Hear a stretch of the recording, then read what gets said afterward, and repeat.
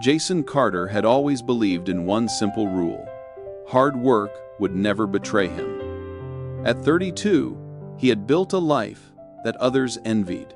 His tech startup had grown from a single idea scribbled in a notebook to a company recognized across the region. Investors lined up to pitch capital. Employees hung on his every word, and friends toasted his successes with genuine admiration. To Jason, nothing could stop him until everything did. It started with a subtle shift, barely noticeable at first. A trusted business partner began making decisions that didn't sit right with Jason, yet he brushed them off, confident that minor setbacks were part of the climb. Then came the small mistakes, overlooked contracts, delayed deliveries, and miscalculated investments. Alone, each might have been manageable, but together they formed a storm that Jason could not weather. And then came the betrayal. One morning, he discovered that the partner he had trusted implicitly had made a secret deal, siphoning away resources, leaving Jason to shoulder the fallout. By the time the morning light hit the city streets, Jason's empire had collapsed. Employees resigned, investors pulled out, and the office that had once hummed with energy now sat silent and lifeless. Jason stood on the sidewalk, outside the building, the cold glass doors reflecting a face he barely recognized. The lobby was empty. A single flickering fluorescent light, the only evidence that life had ever existed there. He gripped the leather strap of his briefcase until his knuckles whitened. The whispers of failure seemed to echo from the streets themselves, though no one spoke directly to him. For the first time in years, the world felt vast, indifferent, and terrifyingly empty. "Maybe I can fix it," Jason whispered to himself, barely audible over the traffic. "Maybe I can start over, right here." But deep down, he knew the truth. Looking back would never rebuild what had been lost. Every day, Jason found himself walking past the old office, lingering outside the cafe where deals had been celebrated, and treading the streets where he had once been cheered. The memories were louder than the present, the sound of laughter in the hallways, the ring of phones, the pride he had felt with each new contract. Nightfall offered no relief. In his apartment, Jason sat, surrounded by stacks of old contracts, balance sheets, and emails that once signified achievement. Each document was a silent accusation. "If I just look long enough, I can find the mistake," he muttered. "If I just study it enough, maybe I can fix it." But staring at the past was a trap. Reflection could teach him lessons, but it could not rescue him from his stagnation. Still, he clung to it, whispering to himself in the dark, "Maybe I can start again, right here." His inner voice, however, was harsher than any external judgment. "You are not enough," it hissed. "You've ruined everything. You will never rise again." Failure, Jason realized bitterly, did not merely take what he had built, it threatened to take who he was. Days blurred into nights.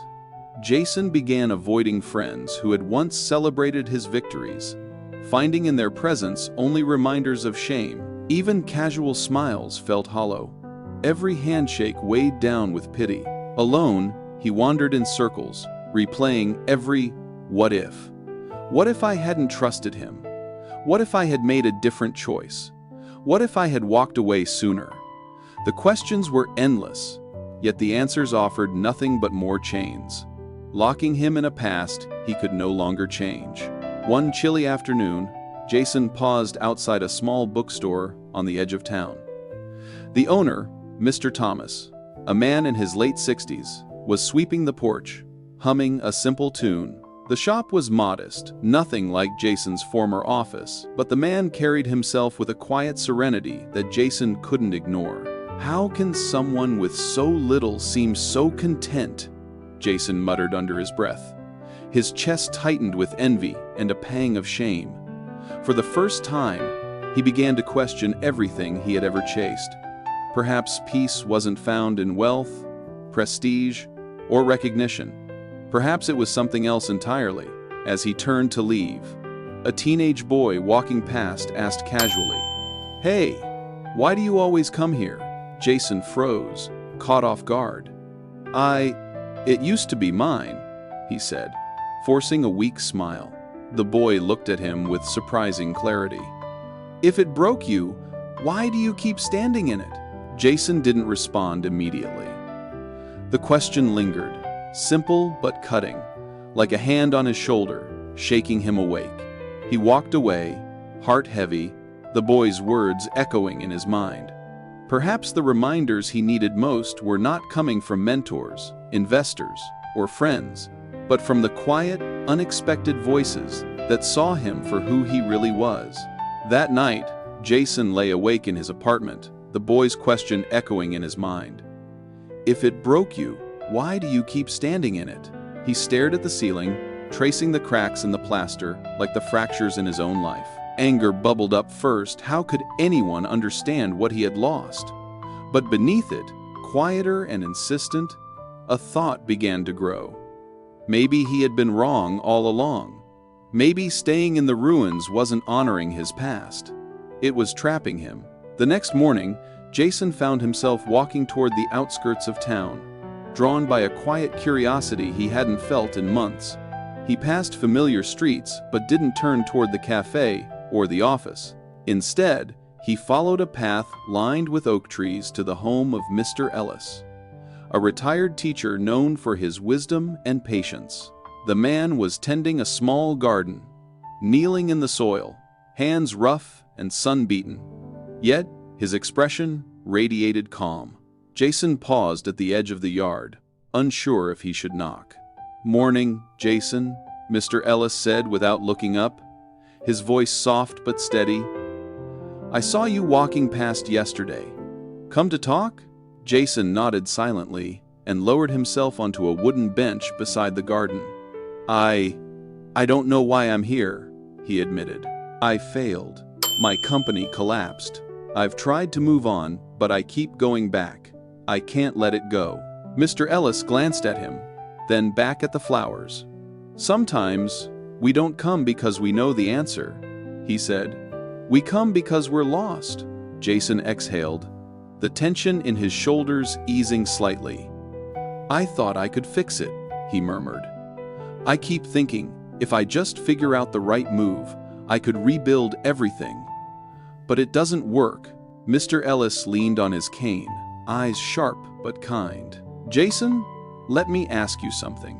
If a glass shatters in your hand, do you hold on to it, hoping the pieces will come back together? Or do you let it go before it cuts you deeper?" Jason looked down, feeling the weight of the question.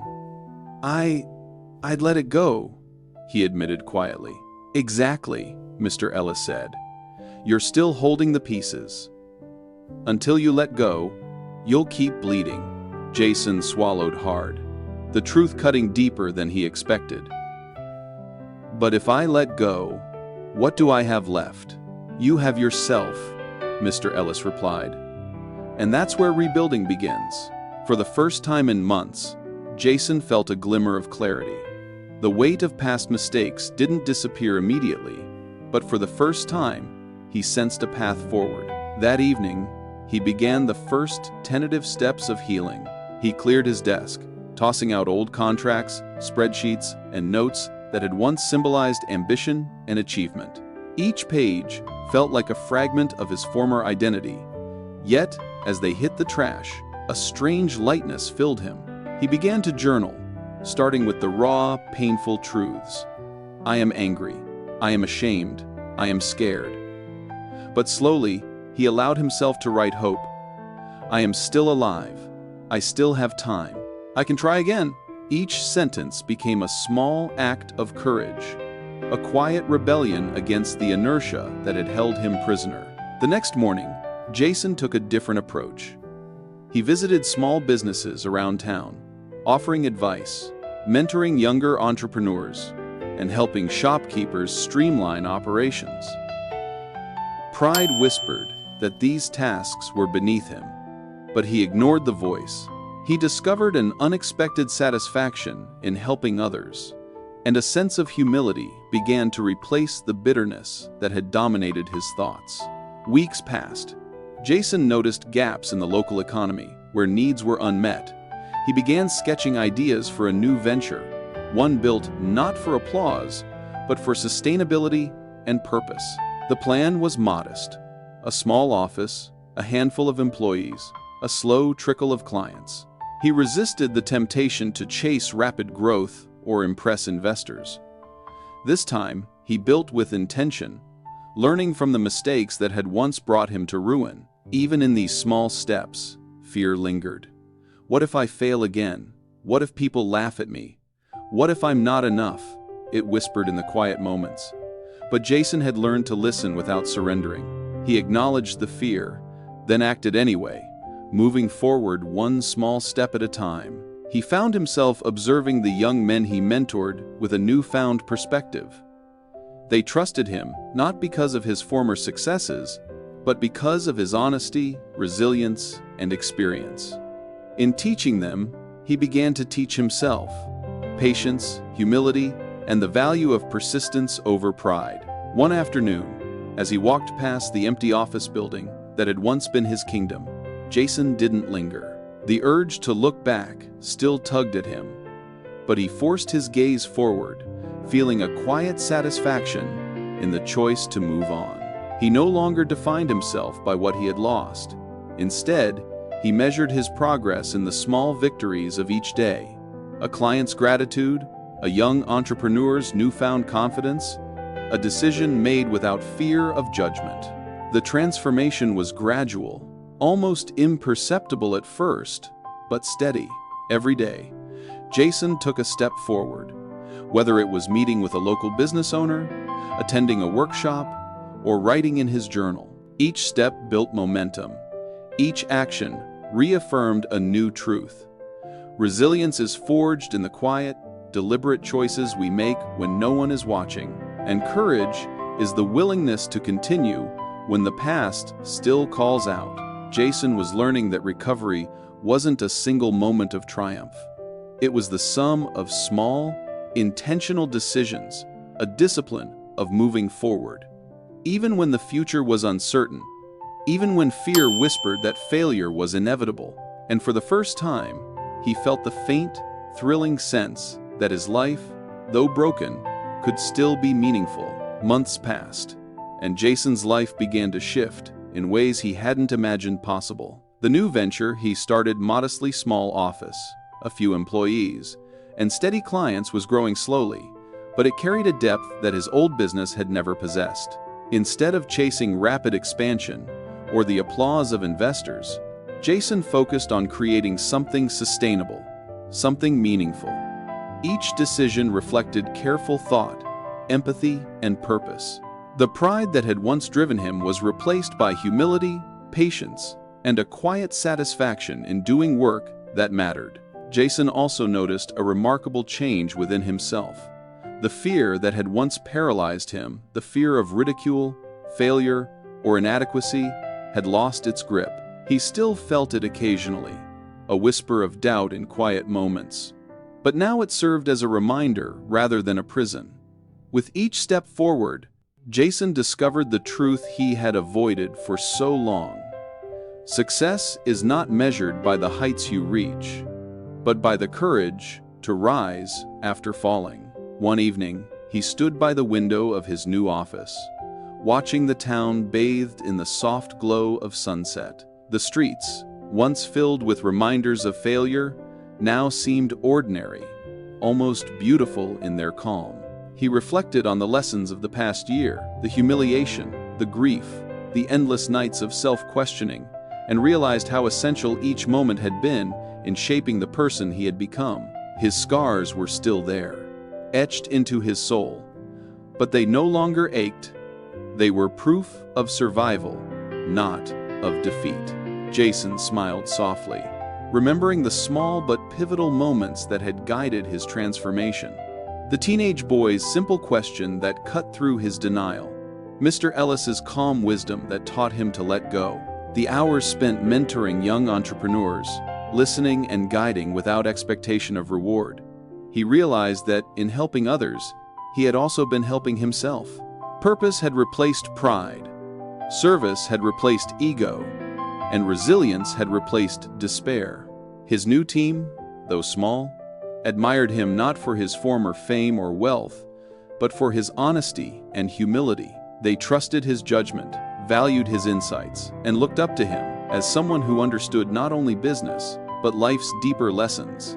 Through their growth, Jason felt a profound sense of accomplishment he had never experienced during the heady days of his first success. This was a victory of a different kind, a victory of character, of courage, and of the quiet power that comes from persistence. One morning, Jason walked through the town, past the old office, the cafe, where deals had once been celebrated, and the streets, where people had once whispered judgment. He paused briefly, but did not linger. Instead, he looked ahead, at the new paths he was choosing, at the possibilities he had yet to explore. He knew the past would always be part of him, but it no longer defined him. He had learned that our worth is never in what we lose, but in how we rebuild. And as the town moved on around him, Jason felt a calm certainty settle in his chest. True success, he realized, was not about glory, titles, or applause. It was about living authentically, serving others, and making decisions aligned with purpose and integrity. His journey was far from easy, but it was real, and it was his own. Standing at his office window, he whispered to himself, not in doubt, but with conviction, "I am not what I lost. I am what I chose to rebuild." Jason's story is not just about one man's rise from failure. It is a story about resilience, courage, and the transformative power of letting go. Each of us faces moments where life seems to break us. We may stumble, falter, or even fail spectacularly. But it is in these moments that we are given a choice: remain where we fell, or take the first step forward. Life will challenge you, and sometimes it will break you. But your worth is never defined by what you lose. Strength, courage, and true success come from your willingness to rise again. Embrace humility and take consistent steps forward, even small ones. Every ending is a doorway to a new beginning, and every scar is a reminder that you survived and grew stronger. Thank you for watching Jason's story and staying with us through this journey. If you found this story inspiring, please leave a comment sharing what you learned today. Don't forget to subscribe to the channel so you don't miss our future motivational stories and life-changing lessons. Remember, your past does not define your future. Your courage does.